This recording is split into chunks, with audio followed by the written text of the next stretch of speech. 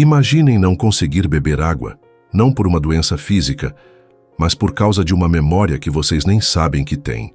E se um braço paralisado pudesse voltar a se mover, não com remédios, mas com palavras? Isso pode parecer ficção, mas foi o mundo real e misterioso que 2 médicos na Viena do século XIX estavam prestes a desvendar. Olá, pessoal, e bem-vindos ao nosso canal. Hoje vamos viajar no tempo até o nascimento da psicanálise para explorar um dos livros mais revolucionários já escritos, Estudos sobre a Histeria, de Joseph Breuer e um jovem e ambicioso Sigmund Freud. Neste vídeo, vamos conhecer as histórias fascinantes de pacientes como Ana O, cujos sintomas bizarros deram origem à cura pela fala, e vamos testemunhar como Freud, quase como um detetive, começou a desvendar os segredos do inconsciente, a importância dos conflitos reprimidos e o poder da sexualidade na nossa vida psíquica. Então, preparem-se, porque a história que vamos contar não é apenas sobre o passado da psicologia. Ela revela as fundações de como entendemos a mente até hoje. A nossa jornada começa agora. Em 1895, 2 médicos vienenses, Joseph Breuer e o então jovem Sigmund Freud, publicaram uma obra que, sem que o mundo soubesse, mudaria para sempre a forma como entendemos a mente humana. Estudos sobre a histeria. Este livro não é apenas um tratado médico. É o diário de bordo de uma descoberta, o registro do nascimento de uma nova ciência e de um novo método para curar a alma. Tudo começou mais de uma década antes, com um dos casos mais famosos da história da medicina. O caso de Ana O, paciente do Dr. Breuer. Ana era uma jovem de 21 anos, inteligente e cheia de vida, mas que se viu aprisionada por uma série de sintomas bizarros e debilitantes: paralisias parciais, perturbações da visão e da fala, uma tosse nervosa inexplicável e até a incapacidade de beber água, apesar de uma sede torturante. Breuer, um médico respeitado e amigo da família, começou a tratá-la. Ele notou algo curioso. Durante o dia, Ana vivia em um estado, mas à noite, em períodos que ela mesma chamava de nuvens ou ausências, ela entrava numa espécie de auto-hipnose. Nesses momentos, ela murmurava palavras e frases desconexas. Breuer teve a intuição de incentivá-la a falar sobre as fantasias que pareciam atormentá-la durante esses transes. O resultado foi surpreendente. Após narrar essas histórias, ela acordava calma, lúcida e aliviada. Ana O batizou esse procedimento de limpeza de chaminé, ou, mais poeticamente, a cura pela fala, a talking cure. A descoberta fundamental veio ao tratar sua estranha hidrofobia. Durante uma dessas sessões de limpeza de chaminé, Ana contou com profunda repulsa uma lembrança que havia esquecido. Certa vez, ela entrou no quarto de sua dama de companhia e viu o cãozinho dela, um animal que ela detestava, bebendo água de um copo. Por educação, ela não disse nada, mas guardou para si o nojo. No momento em que ela conseguiu finalmente dar voz a essa cena e à emoção reprimida, pediu um copo d'água, bebeu sem dificuldade e o sintoma desapareceu para sempre. Aconteceu o mesmo com todos os seus outros sintomas. Um a um, eles eram eliminados assim que Ana, sob hipnose, conseguia se lembrar da primeira vez em que haviam aparecido e conseguia reproduzir, com toda a força da emoção original, o evento traumático que estava na sua origem. O sintoma era, portanto, um símbolo, um resíduo de uma memória traumática que não havia sido processada. Breuer compartilhou essa história fascinante com seu jovem colega Sigmund Freud. Juntos, eles chegaram a uma conclusão revolucionária, que publicaram em 1893 na sua Comunicação Preliminar. A tese era audaciosa e simples. Os histéricos sofrem principalmente de reminiscências.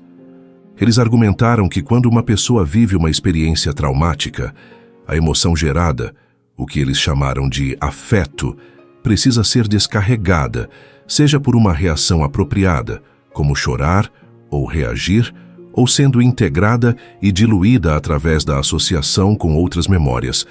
Se por algum motivo essa descarga não acontece, o afeto fica estrangulado. A memória do evento traumático é então isolada do resto da consciência, mas continua ativa como um corpo estranho, envenenando a vida psíquica e se manifestando mais tarde como um sintoma físico. A cura, portanto, consistia em trazer essa memória esquecida de volta à consciência sob hipnose e permitir que o afeto estrangulado finalmente encontrasse uma saída através da fala. A esse processo de descarga emocional, eles deram o nome de abreação. Freud, fascinado por essas ideias, começou a aplicar o método catártico em seus próprios pacientes. Mas ele logo se deparou com um desafio. Nem todos os pacientes eram como Ana O. Muitos não entravam facilmente em hipnose profunda, ou não conseguiam de forma alguma. O que fazer quando a hipnose falhava? Desistir? Foi aqui que Freud começou a inovar. Ele abandonou a hipnose formal e passou a pedir que seus pacientes apenas se deitassem, fechassem os olhos e se concentrassem. Quando eles diziam que não se lembravam da origem de um sintoma, Freud colocava a mão em suas testas e insistia: "Você vai se lembrar sob a pressão da minha mão. No momento em que eu retirar a pressão, a imagem ou a ideia virá à sua mente." E para sua surpresa funcionava. Mas ele percebeu algo ainda mais importante. A dificuldade que os pacientes tinham em recordar não era um simples esquecimento. Havia uma força ativa que se opunha à recordação. Uma força que ele podia sentir em sua própria insistência e na hesitação do paciente. Ele chamou essa força de resistência. A resistência, Freud teorizou, era a mesma força que, no passado, havia causado o problema. Ela protegia o paciente de reviver a dor da memória original. O ego do paciente, ao se deparar com uma ideia, um desejo ou uma experiência incompatível com seus valores morais, a havia ativamente expulso da consciência.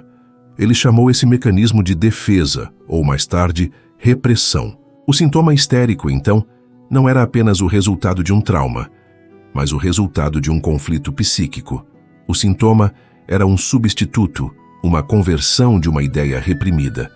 A tarefa da terapia não era apenas recordar, mas superar a resistência que mantinha a recordação afastada.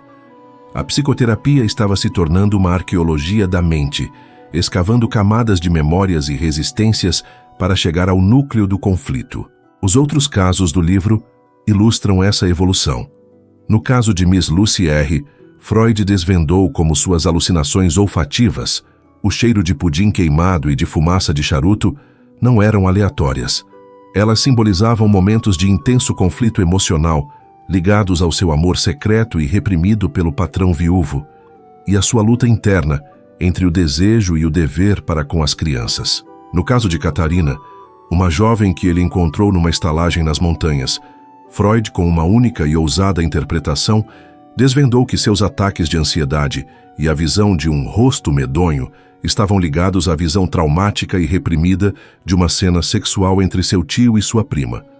Foi a primeira vez que a sexualidade infantil apareceu de forma tão clara como a raiz de uma neurose. Mas o caso mais completo e revelador foi o de Elisabeth von R., uma jovem que sofria de dores excruciantes nas pernas e uma incapacidade de andar, a astasia-abasia. Camada por camada, Freud a ajudou a desvendar a história de seus sofrimentos. As dores haviam começado em momentos de grande conflito, mas o conflito central, a ideia verdadeiramente intolerável, só surgiu no final, no leito de morte de sua amada irmã, enquanto olhava para o cunhado que tanto admirava, um pensamento terrível atravessou sua mente. Agora ele está livre e eu posso ser sua esposa. Essa ideia foi imediatamente reprimida, mas a energia desse desejo proibido foi convertida nas dores físicas em suas pernas. Suas pernas se recusavam a andar no caminho daquele desejo. O sintoma era, mais uma vez, um símbolo, a expressão física de um conflito moral.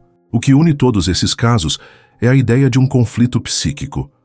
O sintoma histérico nasce não do trauma em si, mas da defesa do ego contra uma ideia ou desejo que ele julga incompatível e inaceitável. Ao longo de suas investigações, Freud se convenceu de que a energia por trás da maioria desses conflitos era, em sua essência, de natureza sexual. Essa foi a principal divergência com Breuer. Breuer, mais cauteloso, preferia a teoria dos estados hipnoides, estados de consciência alterados que facilitariam a formação de sintomas. Freud, por outro lado, via na defesa e na repressão de desejos, sobretudo sexuais, o motor central da neurose. Era uma ideia que se tornaria a pedra angular e também a mais controversa de sua futura psicanálise. Os estudos sobre a histeria são, portanto, mais do que uma coleção de casos clínicos. São o diário de bordo de uma descoberta, a passagem de uma medicina da sugestão para uma psicologia da escuta e da interpretação. É a história de como Freud aprendeu a levar a sério as palavras de seus pacientes, a ver significado onde outros viam apenas simulação ou desordem, a seguir o fio das associações, por mais absurdas que parecessem, para encontrar as ligações ocultas que davam sentido ao sofrimento. Foi o nascimento de um método para escutar o inaudível, para decifrar a linguagem do inconsciente, para dar voz ao sofrimento que não tinha palavras. Ao fazer isso, Breuer e Freud não apenas ofereceram alívio a seus pacientes, eles abriram um continente inteiramente novo para a exploração humana.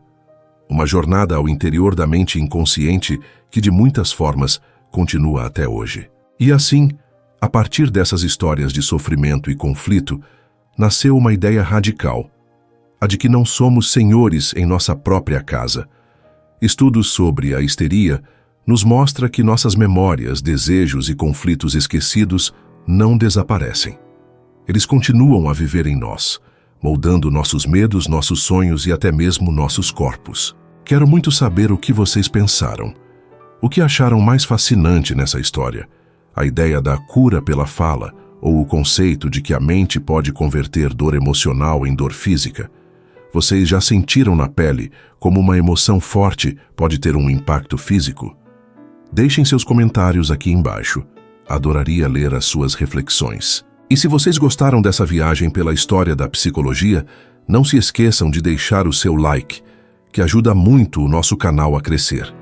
E claro, inscrevam-se e ativem o sininho para não perderem nossos próximos vídeos, onde continuaremos a explorar os grandes mistérios da mente humana.